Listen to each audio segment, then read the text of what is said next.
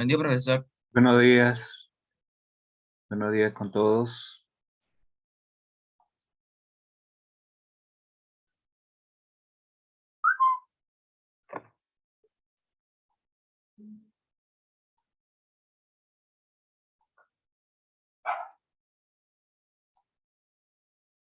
Bien, damos inicio con nuestra sesión de aprendizaje. Tenemos hoy día siempre en la corriente del barroco. Os había hablado en sesiones anteriores que la corriente del barroco correspondía pues a una tendencia literaria, ¿no?, de dos grandes personajes que son Luis de Góngora Ariote y Francisco de Quevedo y Villegas.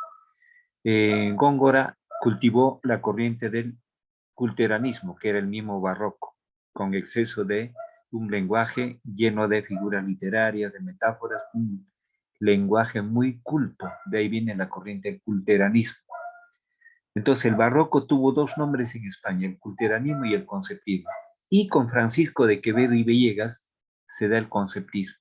El conceptismo no estaba cargado de figuras literarias, era un lenguaje más sencillo, pero bello y estético. En cambio de Góngora, para poder entender a Góngora había que tener algo de conocimiento de literatura. En cambio, para entender a Francisco de Quevedo y Villegas, era más sencillo su literatura. Entonces, son dos grandes personajes, ¿no? Francisco de Quevedo y Villegas, dotado de una inteligencia muy alta, produjo una cuantiosa obra literaria, ¿no? Entonces, aún más que Góngora, pero sobresale en todos los géneros que en la época del siglo de oro se cultivó. Veamos parte de su perfil. Quevedo nació en Madrid, en el seno de una familia de hidalgos provenientes de la aldea de Bejoris, Santurce Torans, en las montañas de Cantabria. Fue bautizado en la parroquia de San Ginés el 26 de septiembre de 1580. Nació cojo, con ambos pies deformes y una severa miopía. Quizás por ello pasó una infancia solitaria y triste, origen del desgarrón afectivo, del que habló a su respecto el crítico Dámaso Alonso. Dámaso Alonso ha sido un crítico literario que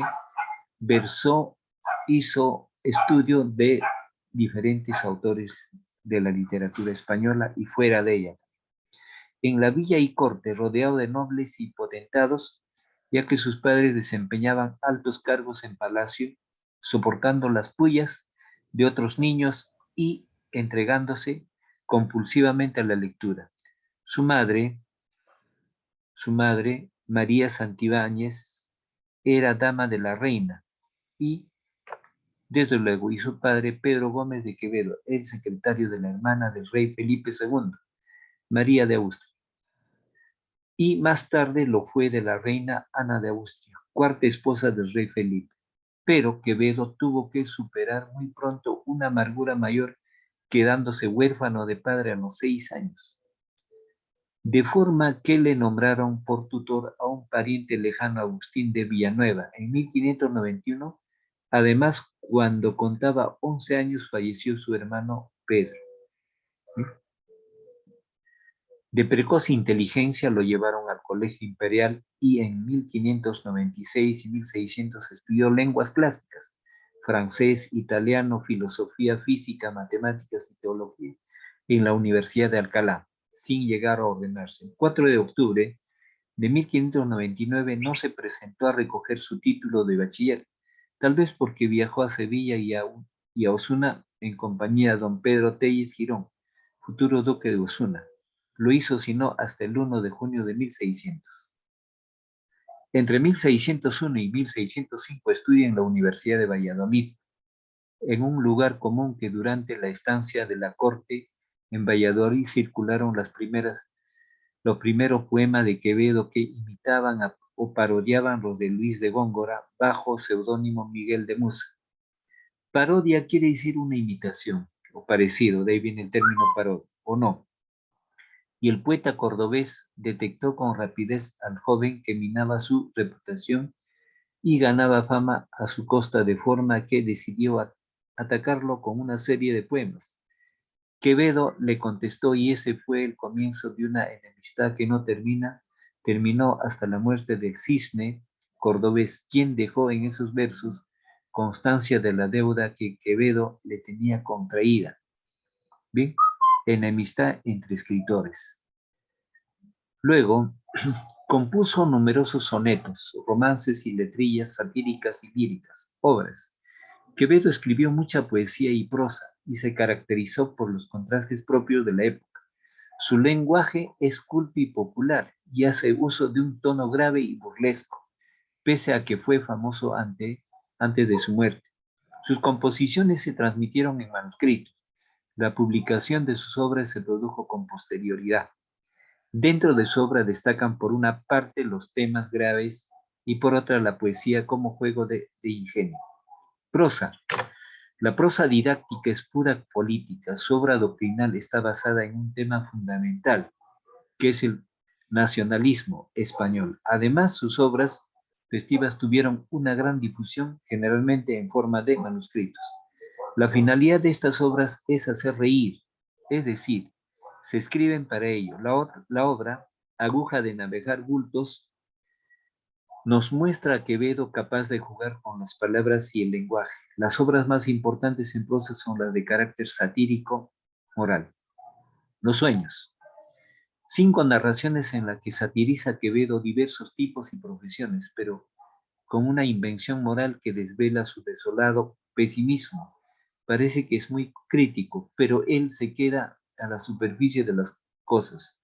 Y la obra de todos, la obra maestra de su prosa didáctica. El Buscón. La vía de este llamado Don Pablo se imprimió por primera vez en 1626. Teniendo gran éxito, sumamente no es una novela tal, y como lo entendemos, sino que Quevedo pone todo su juego de lenguaje y palabras. Pablo cuenta episodios de su vida, pero sin que estos tengan relación entre sí. Es decir, los distintos sucesos no van unidos entre sí, sino son más bien una serie de escenas o cuadros en los que Quevedo despega todo su ingenio y maestría de escritor. Poesía. Bien, a ver, Mael, lea los términos, todo lo que es referente a poesía hasta la palabra increíble. Poema metafísico sobre el sentido de la vida, la muerte y el paso del tiempo. Poemas morales que versan sobre el poder o la fortuna. Poemas amorosos en los que combinan tópicos petrarquistas y su apasionamiento personal, logrando así una expresividad increíble. Ya, ahí explico. Cuando dice poema metafísico, ¿qué significa la palabra metafísico? En el campo de la filosofía, metafísico es aquello que no cambia, aquello que está normado. Las cosas, por ejemplo, en las obras literarias diríamos que en su composición es metafísica, porque otra persona que lo lea no lo va a cambiar, porque se tiene que respetar tal como el autor lo escribió. Pero la palabra metafísico también se entiende las cosas que entendemos en el mundo físico. El hombre vive, se desarrolla, se reproduce y luego tiene que morir. Es una condición metafísica. ¿Por qué? Porque el término físico, meta, significa hasta dónde vas y lo físico, hasta dónde dura lo físico. El hombre crece, se desarrolla y muere. Es un aspecto metafísico. Lo conocimiento de la Biblia también son cosas metafísicas. Lo contrario a metafísico viene a ser la dialéctica. Eso vamos a ver en otro momento. Bien, por eso te dice acá sobre el sentido de la vida, la muerte o el paso del tiempo. Es condición metafísica. Ahora, cuando dice poemas morales, con sus poesías Quevedo estaba enseñando las buenas virtudes, la moral, el respeto, ¿no?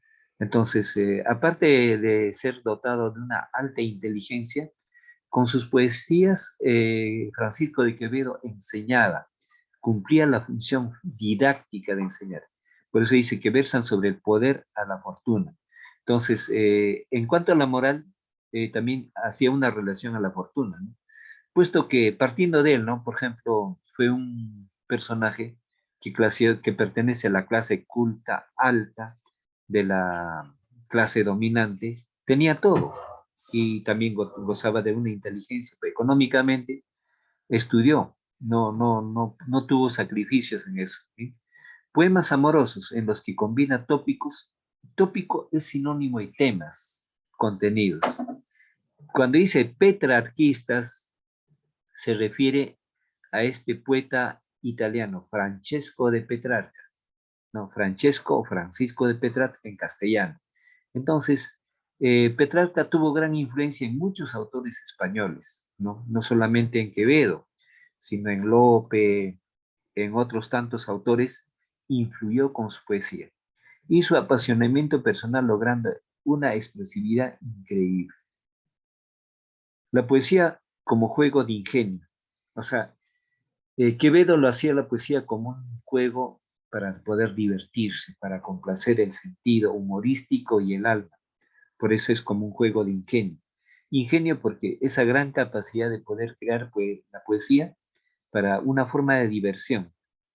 Poemas satíricos. La palabra satírico es crítica.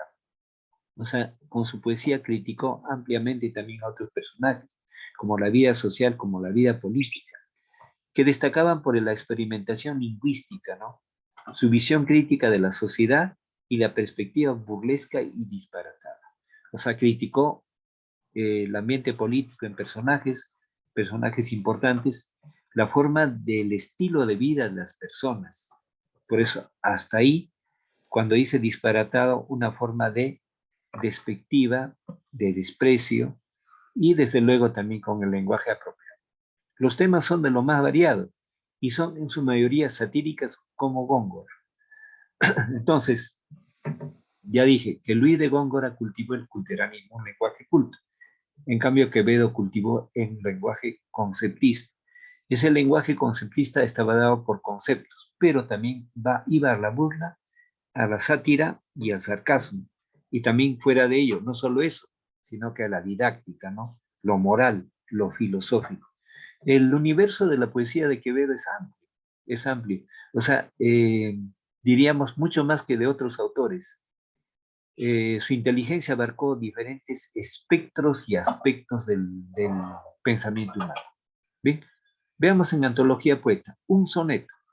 Sabemos que ya un soneto tiene 14 versos, 2 cuartetos y 2 tercetos. Cuartetos de 4 versos, 2 cuartetos. Los primeros 2 son cuartetos, los siguientes 2 son 2 tercetos, de 3, 3, ahí podemos visualizar. Entonces, el soneto ya lo compusieron muchos autores. En este soneto, ¿qué nos dice Quevedo?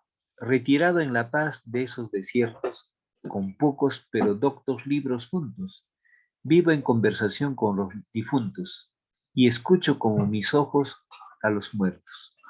Entonces, en esos 4 versos nos está diciendo que vive con los libros, en una vida ya retirada, pero también la inteligencia, los libros nos llevan a la inteligencia, porque ¿quién escribe un libro? Un libro lo escribe no cualquier persona, un libro escribe una persona que tiene un conocimiento, más que todo en literatura y en filosofía. ¿Bien? Entonces vive con esa difusión. Cuando dice difuntos, los que ya murieron, el autor de los libros ya murieron, ¿no? Pero los muertos viven en esas memorias de la expresión de sus obras. Por ejemplo, Quevedo ha muerto hace mucho tiempo, pero vive en sus libros. El lector lo vive, conversa con Quevedo, ese es el detalle. ¿Bien? Si no siempre, sí, no siempre entendidos, siempre abiertos, y enmiendan o fecundan mis asuntos. Y en músicos callados contrapuntos, al sueño de la vida hablan despiertos. Desde luego que los libros hablan, cuando uno los lee, ¿no? Uno puede transmitir esas ideas de los libros, entender, comprender, criticarlos. Entonces puede haber, cuando dice contrapuntos, puede haber contradicciones, ¿no? Entonces, siempre abiertos, o sea, el libro necesariamente nos da una enseñanza, y acá lo dice, ¿no? En el primer terceto, ¿qué nos dice? Las grandes almas que la muerte ausenta, de injurias de los años, vengadora, libra, oh gran don Joseph, docta la imprenta. Entonces, mire, los autores mueren, pero sus almas viven en sus libros, y uno, el lector, lo comprende, lo entiende, lo añora o lo puede criticar. No, injurias de los años y vengadora. Eso quiere decir que muchos autores también critican a otros autores positivamente, desde luego, ¿no? Libra, oh gran don Joseph, dice, ¿no?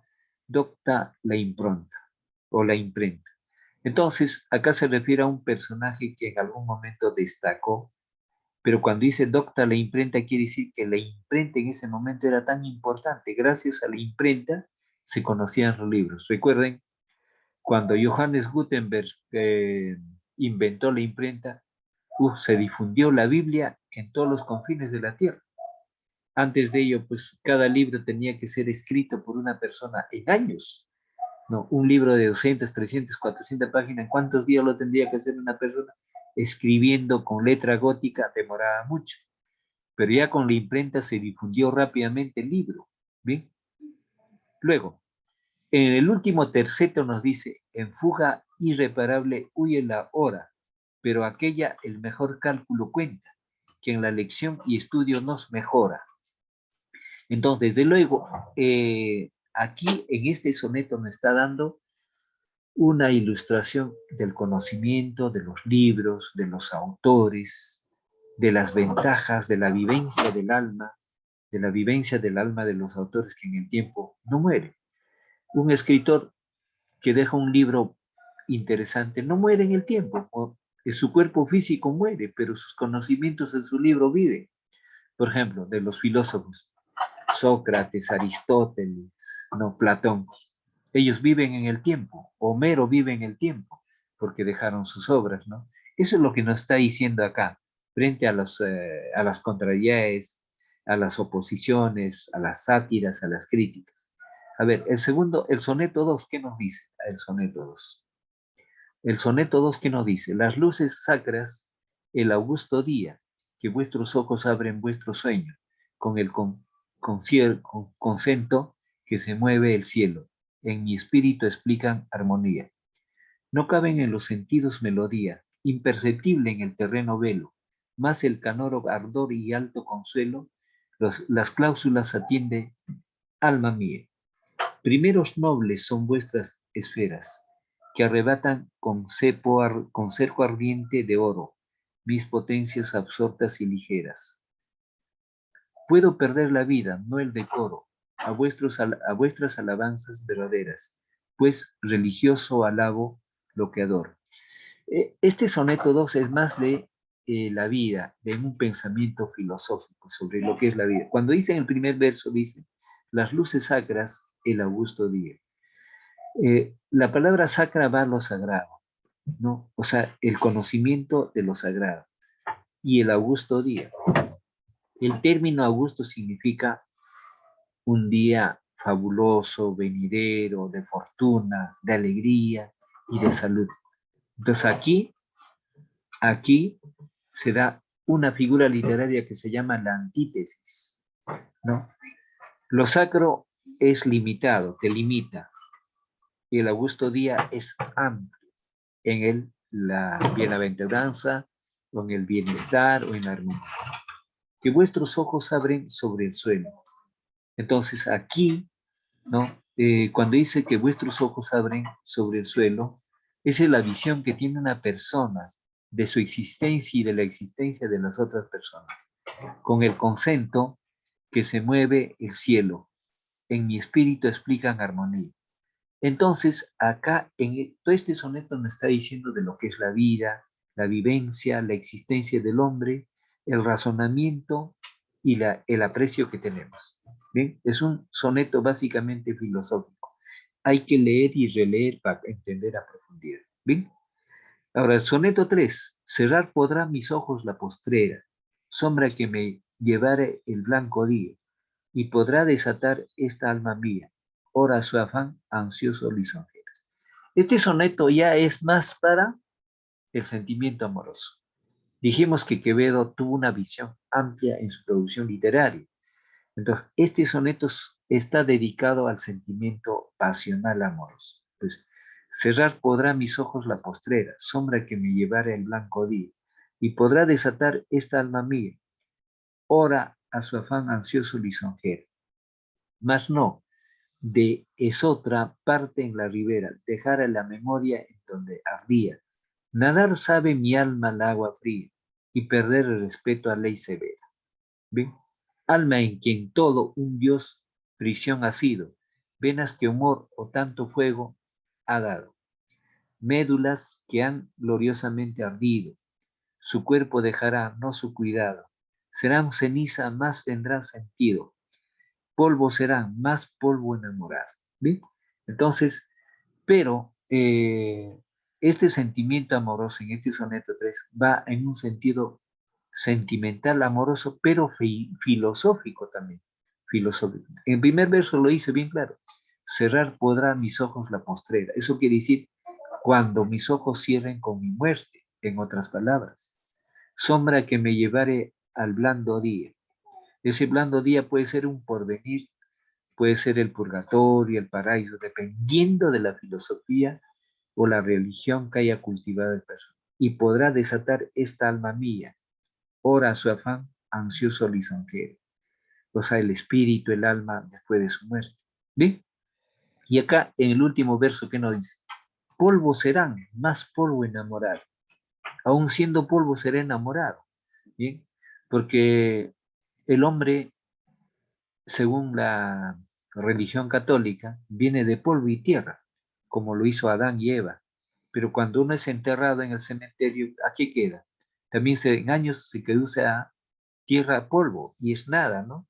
Aún en un cajón o en el tiempo que pase, siempre va a tener un término, ¿no?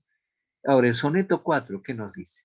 Rostro de blanca nieve, flondo en grajo, la tizne presumida de ser cepa, la piel que está en un tris de ser pelleja, la plata que se trueca ya en cascajo. Habla casi pregona de estropajo, el aliño limitado a la corneja, tez que con príncipe y arrebol semeja, clavel almidonado de gargajo. En las querejas vuelve el oro orujo, y ya merecedor de todo el ojo, sin esperar más beso que el del brujo. Dos colmillos comidos de gorgojo, una boca con cámaras y pujo, a la que Rosa fue y vuelven a Brojo. Se dijo sobre Quevedo que tiene una habilidad amplia para jugar con las palabras. Pero este juego de palabras, de diversión, utilizan palabras técnicas, no palabras cultas, pero hace una composición muy rítmica, una composición muy rítmica de lo que es el juego de palabras cultas, ¿no? Donde que está el arte más en el ritmo, en los sonidos parecidos. Cuando dice, por ejemplo, nieve, fondo en grajo, ser ceja, mire, ser pelleja, en cascajo, estropajo, corneja, arrebol semeja, gargajo, oro, orujo, el ojo del brujo, de gorgojo, pujo y abrojo. ¿Cómo juega con la rima también? Con la rima, el ritmo, la administración de los sonidos. ¿Bien? Entonces, cada soneto tiene su propia particular, como se ha explicado. ¿Bien? Entonces, la temática de Quevedo es muy amplia en sus composiciones poéticas. Entonces, desde ese punto de vista, vamos a ver lo que ya ha leído en la poesía, ¿no? Poemas metafísicos. Ya, en estos sonetos va lo metafísico. Por ejemplo, en este soneto cuando dice, cerrar podrá mis ojos la postrera, es cuando muera. Entonces va a un ambiente metafísico, sobre el sentido de la vida, porque está hablando de la vida. En sí, estos 4 sonetos hablan sobre la vida, la muerte o el paso del tiempo. Está en estos sonetos. ¿Bien? ¿Qué más? Poemas morales que versan sobre el poder de la fortuna. De repente eso no esté, eso está en otros poemas. Poemas amorosos en lo que combina tópicos. Acá está, ¿no? En este soneto 3 se ve ese aspecto. ¿Bien? Se ve ese aspecto de lo que es la combinación de tópicos, de contenidos. No, ahora, ¿Por qué petrarquista? Porque Francesco Petrarca ya dio auges del estilo de los sonetos. El soneto grandemente cultivado por muchos autores de la literatura española. Entonces, muchos autores de la literatura española cultivan. Entonces, de ahí deducimos, ¿el soneto dónde nace? El soneto nace con los poetas italianos. Con los poetas italianos nace el soneto. Entonces, el soneto es de origen italiano, cultivado por muchos autores de la literatura española. Cervantes lo cultivó, Lope lo cultivó, Calderón lo cultivó, etc. Muchos autores de la literatura española cultivaron el soneto. ¿Qué más? La poesía como un juego de ingenio. Acá está visto. Acá se ve el juego de ingenio. Es la combinación de sonidos. No, combinación de sonidos, juego de ingenio. Acá cuando dice poema como juego de ingenio, esa habilidad, ingenio, inteligencia, habilidad que tiene el autor, ¿no? Grajo, ceja, pelleja, cascajo, estropajo, corneja, semeja, mire, juego de palabras. Se cumple lo que está diciendo acá en la crítica. Poemas satíricos que desatan por la experimentación lingüística, su visión crítica de la sociedad y la perspectiva burlesca y disparatada. Sobre esto no he insertado un soneto. De repente más adelante, cuando veamos ampliación, de repente para la hora de asesoramiento, vea, los 4 sonetos, estos sonetos son otros. No está, sobre esta apreciación crítica no está un soneto del 1 al 4. ¿Bien? Los temas son de lo más variado y son en su mayoría sátiras como sobre Góngora. ¿Bien? Tampoco sobre eso no está. Hay un soneto de sátira sobre Góngora.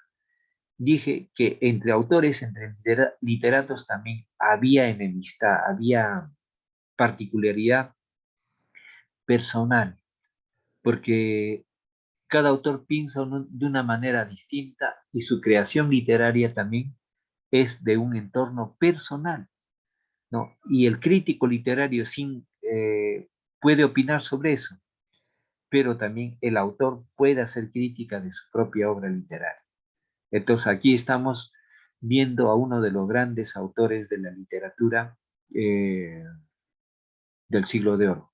Retomemos de que grandes autores de la literatura del siglo de oro son Cervantes, Miguel de Cervantes Saavedra, Francisco de Quevedo y Villegas, Luis de Góngora y Argote, no, Lope Félix de Carpio, más conocido como Lope de Vega, un gran autor.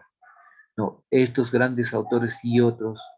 ¿Por qué se llamó siglo de oro? Justamente por la presencia de estos grandes autores, más que todo en la literatura, ingenios, inteligentes. Lope de Vega, por ejemplo, se conoce a Lope de Vega como el monstruo de la naturaleza. ¿Por qué? Porque compuso un promedio de 14 millones de versos. Todas no la tenemos. Se han podido perder en el tiempo y algunos se han rescatado, ¿no? Sus dramas, sus obras teatrales, de Lope de Vega. Y en este caso, por ejemplo, Quevedo tiene una inteligencia. Aparte de eso, quiero contar que Francisco de Quevedo no solo destacó en la literatura, sino también fue un hábil espadachín. En alguna ocasión, sus críticas y sus sátiras le cobraron cierta enemistad con muchos personajes y se retaron en una calle de Madrid, en algunas para batirse entre espadas. Pero sucede que el otro personaje no llegó y Quevedo estaba presto para poder utilizar su espada. Inteligente, un genio literario y un hábil espadachín y de un coraje muy amplio. Y cuando vemos historia de Quevedo, nació con ciertas deficiencias, ¿no? Acá dice, por ejemplo, a ver, vamos a revisar eso. A ver, dice, rodeado de nobles y potentados, ya que sus padres desempeñaban altos cargos en palacio, soportando las pullas de otros niños y entregándose compulsivamente a la lectura. Su madre, María, era dama de la reina y su padre, Pedro Gómez, era el secretario. O sea, prácticamente de la clase alta, ¿no? De la clase alta. Pero Quevedo tuvo que superar pronto una amargura mayor quedándose huérfano. a los 6 años, de forma que le nombraron por tutor a un pariente lejano. Además, cuando contaba 11 años, falleció su hermano Pedro. Bien, dice acá, de precoz inteligencia, mucha inteligencia. Lo llevaron al Colegio Imperial y entre 1596 y 1000 estudió lenguas clásicas, francés, italiano, filosofía física, matemáticas y teología en la Universidad de Alcalá, sin llegar a ordenarse. Bien, eh, pero hay una parte, a ver, vamos a ver, ahí dice, nació cojo, con ambos pies deformes y una severa miopía, hasta ciego. Quizá por ello pasó una infancia solitaria y triste, origen del desgarrón afectivo del que habló a su respecto el crítico Damaso Alex. Mire, nació con deficiencias, cojo, miope, pero en el tiempo se perfeccionó eso, ¿no? Mejoró, ¿no? Mejoró, gozó de una inteligencia, ha leído muchísimos libros y también estaba dotado de una inteligencia pues admirable. Para ver. Y los mismos títulos, algunas de sus obras, a ver, ¿no? Quevedo escribió mucha poesía, dice, prosa, y se caracterizó por los contrastes propios de la época. Su lenguaje es culto y popular y hace uso de un tono grave y burlesco, pese a que fue famoso antes de su muerte. Sus composiciones se transmitían en manuscritos. La publicación de sus obras se produjo con posterioridad. Eso quiere decir que sus obras se publicaron con posterioridad, pero ya en vida fue famoso. Dentro de su obra destacan por una parte los temas graves y por la otra la poesía como juego de ingenio. ¿Bien? Dice la prosa didáctica. Bueno, acá Quevedo compuso una novela picaresca que se llama Don Pablos, la vida de Don Pablos. Acá dice, la prosa didáctica es pura política. Su obra doctrinal está basada en un tema fundamental que es el nacionalismo español. O sea, el sentido patriótico de español, ¿no? Además, sus obras festivas tuvieron, cuando se dice de festiva, festiva es de burla, de chispa graciosa, ¿no? De ingenio que promociona una risa, ¿no? Una gran difusión, generalmente en forma de manuscritos. La finalidad de estas obras es hacer reír, ahí ve, hacer reír. Todo lo que es festivo va al contexto de la risa. Es decir, se escribe en peso la obra Aguja de navegar cultos. El mismo título, mira, Aguja de navegar cultos. ¿Bien? Un ataque a los cultos, a los hombres intelectuales. Y la aguja inca. Entonces, el término aguja está crítica, en otras palabras, parafraseando esta frase sería crítica hacia los cultos. ¿Bien? El mismo título es muy gracioso, pero inteligente para poder parafrasear. Nos muestra a Quevedo capaz de jugar con las palabras y el lenguaje. Las obras más importantes en prosa son las de carácter satírico moral. Los sueños, el buscón. El buscón es la novela picaresca, de Quevedo. Y en poesía, yo, la que ya se explicó hace un instante, no, el buscón es la novela picaresca que tiene un ambiente didáctico, desde luego, de enseñanza. Y los sueños, 5 narraciones en las que satiriza Quevedo diversos tipos, profesiones, pero con una intención moral que devela su desolado pesimismo. Parece que es muy crítico, pero él se queja a la superficie de las cosas y la hora de todos, la obra maestra de su prosa didáctica. Entonces, Los sueños es una obra maestra, no es cualquier obra, no es una obra más, y más que todo tiene un contexto de carácter filosófico. Hay otras obras de carácter filosófico. Bien, entonces, hasta aquí el tema de literatura. Entonces, ya en Classroom se va a presentar una tarea breve, ¿no? De lo que es. Entonces, en estos 4 sonetos estamos viendo esa capacidad de ingenio de Francisco de Quevedo y Villegas. Y no olvidemos que un soneto tiene 4 estrofas, divididos en 2 cuartetos y 2 tercetos, que juntos suman 14 versos. Entonces dijimos también que el soneto es de origen italiano. la literatura italiana, los autores italianos crearon el soneto, ¿no? Y entonces muchos autores de la literatura española cultivaron el soneto, compusieron el soneto. El mismo Miguel de Cervantes compuso sonetos, muchos sonetos. Están insertos en algunas ediciones de El ingenioso Hidalgo Don Quijote de la Mancha.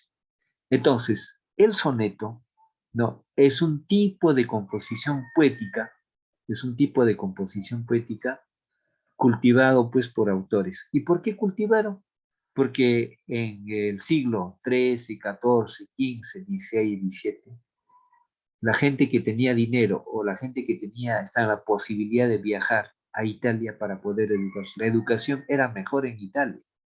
Entonces, como tenían formación italiana, volvían a España y cultivaban el estilo italiano, porque Italia era una potencia cultural en esos siglos que estoy señalando.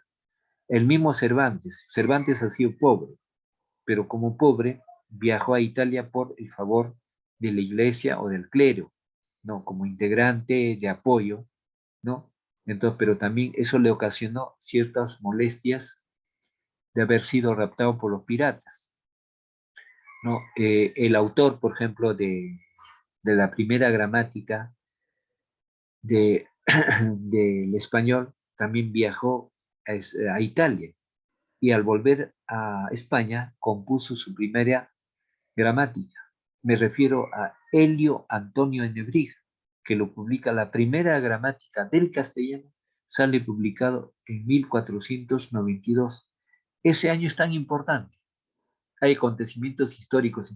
En 1492 se descubre América. Cristóbal Colón descubre un italiano, con apoyo español, descubre América. Ese año se publica la primera gramática del español. Ese año es tan importante para España, ya que estamos en literatura española. Es tan importante, ¿por qué? Porque los españoles, los castellanos, liderados por el reino de Castilla, definitivamente lo retiran a los invasores árabes o los moros, que ocuparon por un promedio de 700, un poco más de 700 años la península ibérica, España. Ese año definitivamente los expulsan del territorio español a los musulmanes, llamados árabes o moros. Bien, eso es lo importante. Cuando hablamos de literatura también hablamos un poco de historia, porque estamos viendo por épocas, por etapas y por autores. Entonces la historia de todas maneras está inserto en el tema literario. Cuando vemos la biografía de un autor, no vemos épocas y fechas. Entonces, desde ese punto de vista, la historia está inserta en el tema literario. Bien, entonces con esto doy por finalizado esta sesión de aprendizaje. ¿Alguna pregunta hubiese? ¿Alguna duda? ¿Alguna duda? ¿Alguna pregunta? Profesor, y eso también no lo envió al clase, no lo envió ¿No está esa en el hoja. plazo? Entonces Ah, lo voy a no. reenviar el archivo en este mismo momento. ¿Ya? Lo voy a reenviar, lo voy a subir al archivo, este archivo, al claro. ¿Bien? Lo voy a subir. En este mismo momento lo voy a hacer.